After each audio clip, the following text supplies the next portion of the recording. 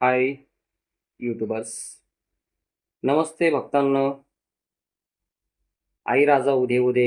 ओम काळेश्वरी. ओम नमो भगवती.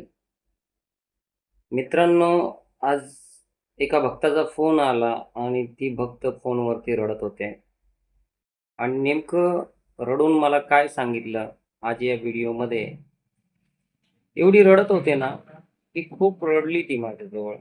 आणि त्या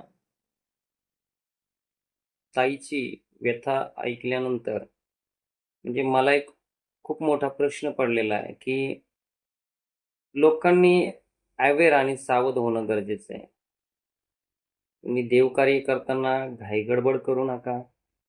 पहिलं व्यवस्थित बघा की मी पुढचे 2-3 व्हिडिओ टाकणार आहे की दिनमाळ नेमकी कशी घातली जाते पारंपरिक पद्धतीने आणि देवाच्या शास्त्रानुसार किंवा देवाच्या परंपरेनुसार, जो पहिल्यापासून पूर्वीपार तुळजाभवानीची जी परंपरा आली त्याचा आराधना कसा केला जातो, काय केला जातो, स्टेप बाय स्टेप सगळ्या गोष्टी मी पुढच्या व्हिडिओमध्ये तुम्हाला सांगणार आहे. तर आज त्या ताईची मी गोष्ट सांगतो की अक्षरशः गुरु तिच्यावरती हसत होता.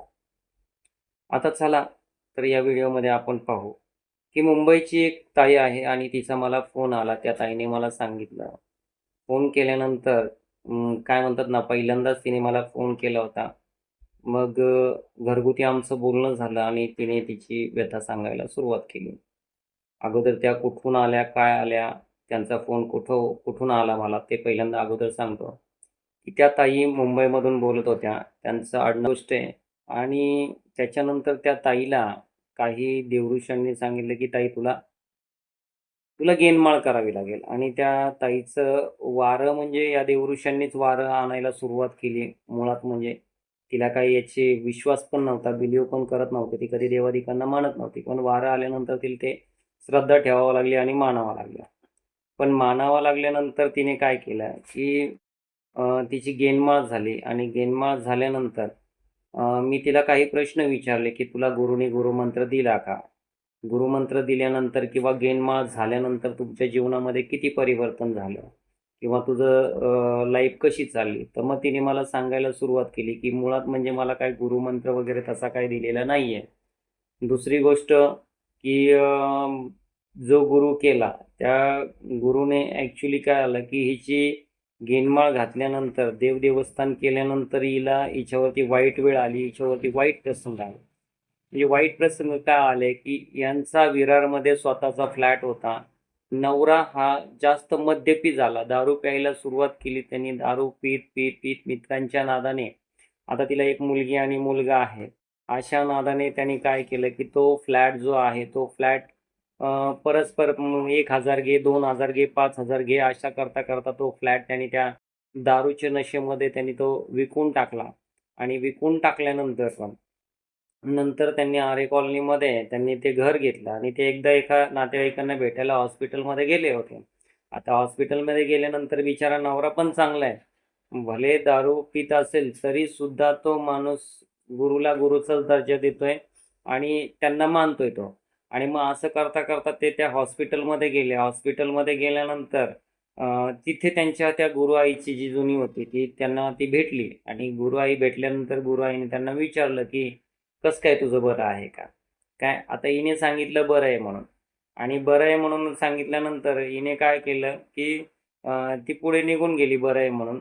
पण तो गुरु येणारा पाठीमागून तिच्याबरोबर अजून एक बाई होती त्या गुरुबरोबर आणि ती बाई ते दोघांची मश्करी चालू झाली. ही आपली फक्त काय म्हणतात ना, कानोसा घेऊन ऐकत होती फक्त त्यांची मस्करी. अगं कशाचं बरं आणि काय बरं, नाही का?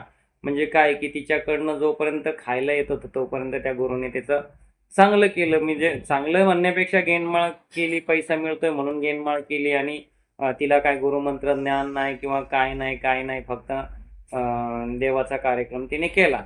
मोठी पोवळं घातली तिला. बस एवढाच विषय झाला. पण 1,00,000-2,00,000 रुपयाला त्या बिचारीला तिने गाडलं गेलं. आता मला काय म्हणायचं आहे, की मी पहिल्यापासून एकच सांगतोय, की कुणीही गुरु जरी वर्य असेल, गुरुवर्य असतील, तर त्यांनी आहे ना, की भक्तांना चुकीचा मार्ग दाखवू नका. कारण आज एक विचार करा, की तुम्ही जरी देवदेवाच्या नावाखाली पैसे लुटत असले तरी तुम्ही ते प्रॉपर्टी कमवून किती रुपये सोबत घेऊन जाणार आहे मेल्यानंतर? कोणी काहीच घेऊन जाणार नाही. आणि मग हे गुरु काय करायला लागला की तिच्या पाठीमागे हसायला लागला, तिची निंदा करायला लागला. गुरुच गुरुलेकीची निंदा करत होता. आता मला सांगायचं आहे की म्हणजे मुळात म्हणजे गुरु लेक जी असते ना आपली, हा म्हणजे आपल्या पोटच्या लेकीप्रमाणे लेक असते. कारण का तो अध्यात्माच्या रूपाने, गुरुच्या रूपाने आपण त्याला मुलाचा स्वीकार, शिष्याच्या रूपाने त्याला मुलाचा स्वीकार केलेला असतो. आणि त्या शिष्याने सुद्धा वडिलांचा, आईचा म्हणून स्वीकार तुम्हाला केलेला असतो. मग मला सांगा, आपलं स्वतःचं मूल आहे, ते जर समजा मांडीवरती संडास केली त्याने, शी केली त्याने, तर आपण मांडी कापून टाकतो का? नाही, आपण धुवूनच टाकतो ना आपण. मग जरी शिष्य चुकला असेल तर त्या शिष्यावरती हसणं हे योग्य नाहीये. कारण का, आपण, तुमची मुलगी आहे, तुमच्या मुलीवरती, स्वतःच्या पोटचे जन्म दिलेल्या मुलीवरती तुम्ही हसू शकता का? तर मला म्हणायचं आहे की असले हे जे चाळे आहेत ना, हे बंद करा. कारण का माहिती आहे का, आज तुम्ही तिच्यावरती हसलत कारण तिची व्यथा, वाईट जे घडवलंय ना, हे तुम्ही घडवून आणलेलं आहे.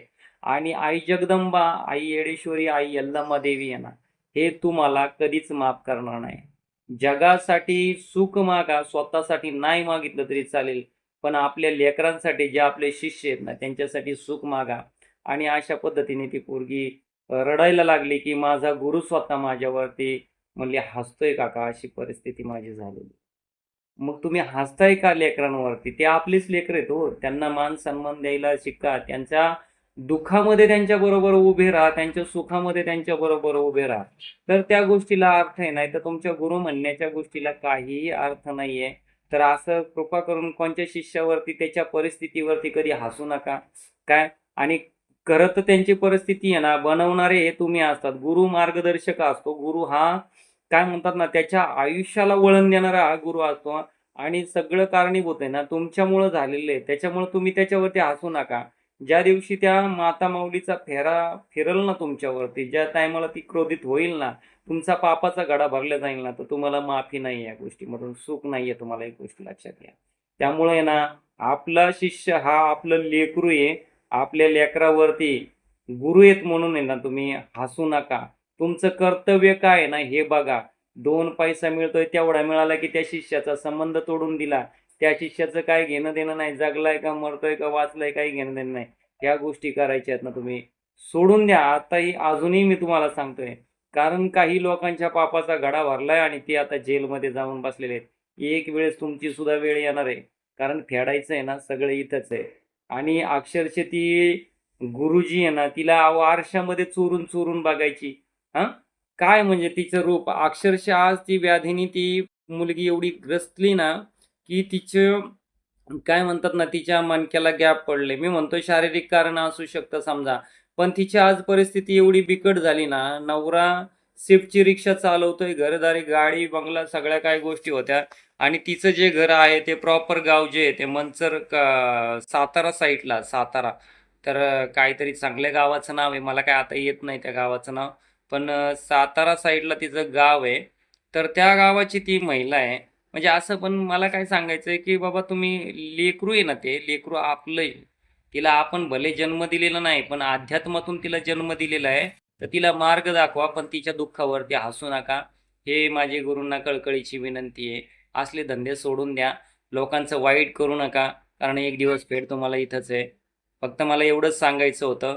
आई राजा उदे उदे, सदानंदीचा उदे उदे, यल्लार माणिक उध गाय उध, परशुराम बाळ उध गाय उध. धन्यवाद.